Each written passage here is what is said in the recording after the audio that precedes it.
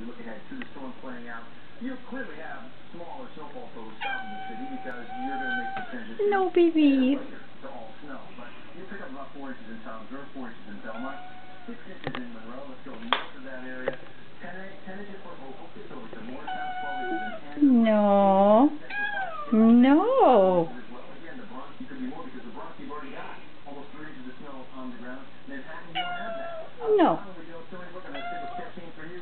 10 inches from St. Louis to Levittown, and I really think Danvers, Connecticut could end up being one of the bigger numbers in our Sorry, kitty. This is what I'm forecasting. I'm sorry. The heavier snowfall goes north of the city, all right? But really north Yeah.